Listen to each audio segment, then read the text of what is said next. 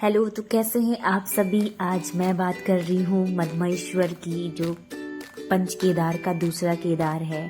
तो आज मैं जा रही हूँ पंच केदार का दूसरा केदार मतलब मधमहेश्वर।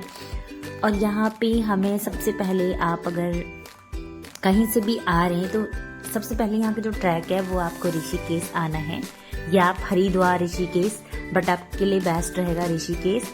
ऋषिकेश से आपको डायरेक्ट पकड़नी है ऊखीमठ की बस, जो विश्वनाथ वाली बस आती है।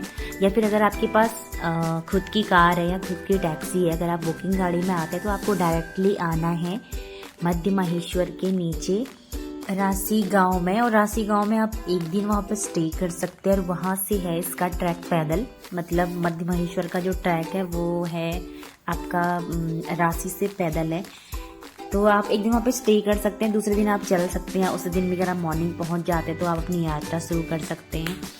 तो अगर आप थोड़ी आगे चलेंगे वहाँ से 4-5 किलोमीटर आगे, तो एक आती है लकड़ी वाली पुल। देखो, मैंने पहली बार ही लकड़ी वाली पुल देखी, तो शायद अगर आप भी जाएंगे तो आपने भी कहीं देखी होगी, पर मैंने अपनी लाइफ में पहली बार ही लकड़ी वाली पुल देखी। देखो कितनी मतलब प्यारी लग रही है और अच्छी लग रही है, कुछ नया दिखने को मिला, क्योंकि हर साल टूटती होगी तो इसलिए यहाँ पे ये लकड़ी वाली पुल इन्होंने बनाई है।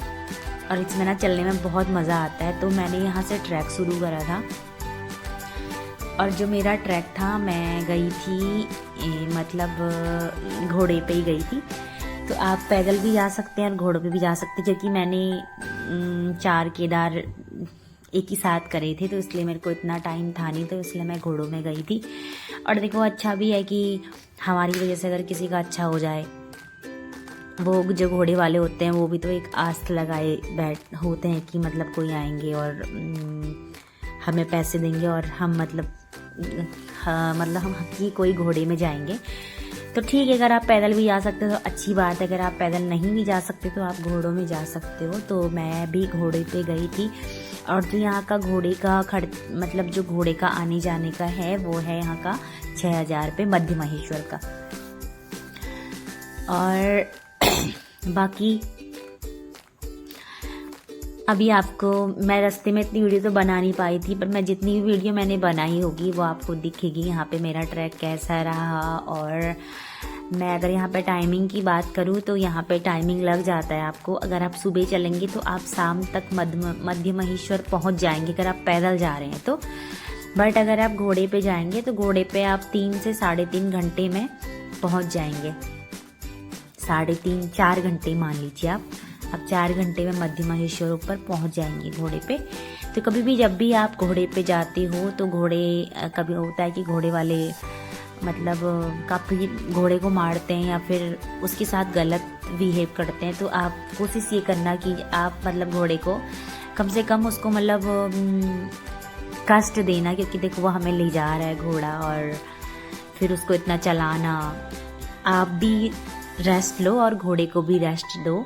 तो मैंने भी ऐसे ही करा था। और जब भी वो घोड़े को थोड़ा सा भी मार रहे थे तो मैं उनसे बोली थी कि ना, इतना मारो कि जहाँ पे मारने लायक हो, ज़्यादा मत मारो। तो देखो, जैसे हम इंसान हैं वैसे घोड़े भी हैं, और हर किसी की हमें रिस्पेक्ट करनी चाहिए, हर किसी की कदर करनी चाहिए। देखो, वो भी किसी की माँ है और वो भी किसी का मतलब वो भी किसी की संतान है।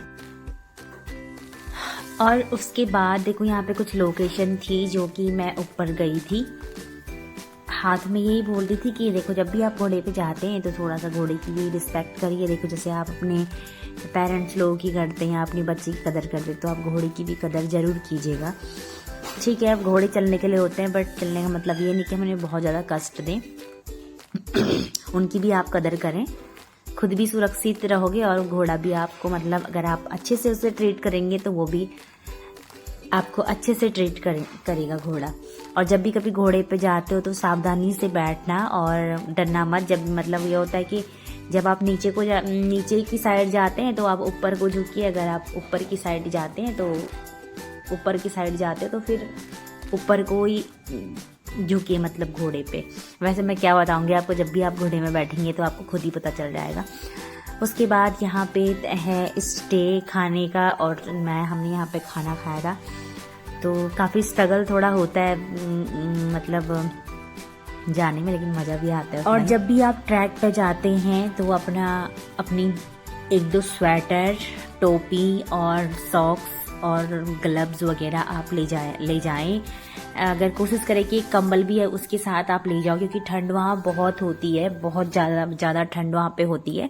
तो और आप अपना वो वाला लगेज भी ले आ सकते हो जिसमें सिर्फ मतलब मुझे ध्यान नहीं आ रहा उसे क्या बोलते हैं, कि जिसमें मतलब आप पूरे पैक रहते हो। और बाकी आप थोड़ी बहुत खाने पीने की चीज़ें भी अपने पास रख सकते हैं। अपनी पानी की बोतल आप रखिए अपने पास, और कुछ ऊपर नेट नहीं चलता है तो इसलिए आप कैश रखिए अपने पास, क्योंकि मुझे बहुत प्रॉब्लम्स आई थी। तो आप अपने पास मतलब पैसे वहाँ पे रखना, जैसे गूगल पे भी है ठीक है, बट गूगल पे वहाँ पे चलता नहीं है, तो इसलिए अपने पास वहाँ पे कैश भी होना चाहिए। और बहुत सारी, क्योंकि कभी कभी पैसों से ना बहुत सारी प्रॉब्लम्स आ जाती है। बाकी जो रहने की वहाँ पे व्यवस्था है, रहने की वहाँ पे बहुत अच्छी व्यवस्था है। मतलब जैसे आपको वहाँ पे अगर शेयरिंग रूम मिलेंगे तो 350 का मतलब शेयरिंग मिल जाता है, और बाकी आपको 1000 का रूम वहाँ पे मिल जाता है। 1000 में आप 7 से 6-7 लोग भी रह सकते हो। बाकी टेंट वगैरह मिलता है। और बाकी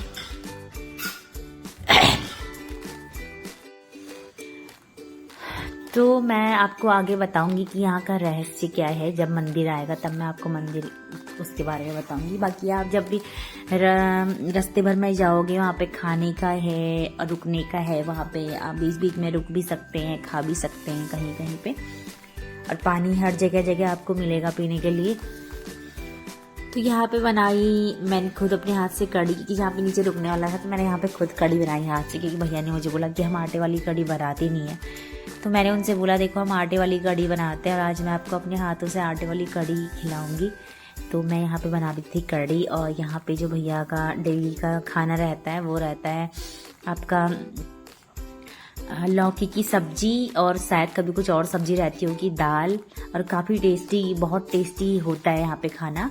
तो यहाँ की जो एक प्लेट है वो है 150 की, क्योंकि इतनी दूर से सामान लाते हैं और फिर घोड़े को भी देना होता है जो सामान ढोता है, इसलिए यहाँ का खाना थोड़ा देखो कॉस्टली इसलिए भी होता है कि सीजन होता है और 6 महीने के बाद फिर सीजन ऑफ हो जाता है। तो इसलिए भी 150 का जो एक प्लेट है आप पेट भर के खा सकते हैं, आपको जितनी भूख हो। और उसके बाद मैं जा रही मधमहेश्वर और यहाँ पे खा रहे हैं हम खाना। ये भैया बना रहे हैं लौकी की सब्जी और मैंने रखी है यहाँ पे कड़ी। आपको दिखाती हूँ कड़ी, ये पकड़ी यहाँ पे कड़ी। तो ये भैया लोग बुलाते हैं बेसन वाली कड़ी और मैंने बनाई है आटे वाली कड़ी। तो आज भैया लोग तो आटे वाली कड़ी है खिलाऊंगी और खुद भी खाऊंगी। यहाँ पे हो रहा है थोड़ा धुआं एक सा।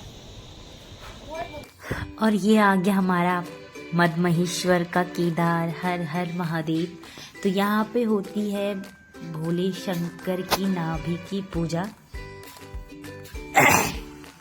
ये था यहाँ का रहस्य। और आपको पता है भोले जो हमारे हैं उनकी कृपा कहाँ नहीं है, कहाँ उनका नाम नहीं है, वो कण कण में है। और उत्तराखंड के तो पूरे उत्तराखंड में हमारे भोले शंकर हैं। तो देखिए यहाँ का मंदिर, और यहाँ पे जो पीछे दिख रहा है ये है रुकने का। काफ़ी सारे यहाँ पे रुकने के हैं, आपको कमरा मिल जाएगा। जब भी आप चाहेंगे तो आपको कमरा मिल जाएगा। और ये थी यहाँ की कुछ लोकेशन। तो मतलब काफ़ी अच्छा लगा जब मैं गई थी। तो मतलब एक तो ये हो रहा था कि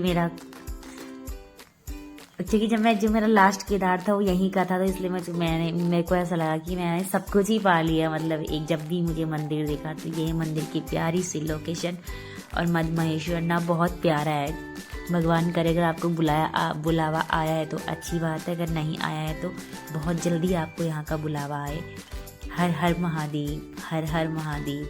जय मधमेश्वर केदार की।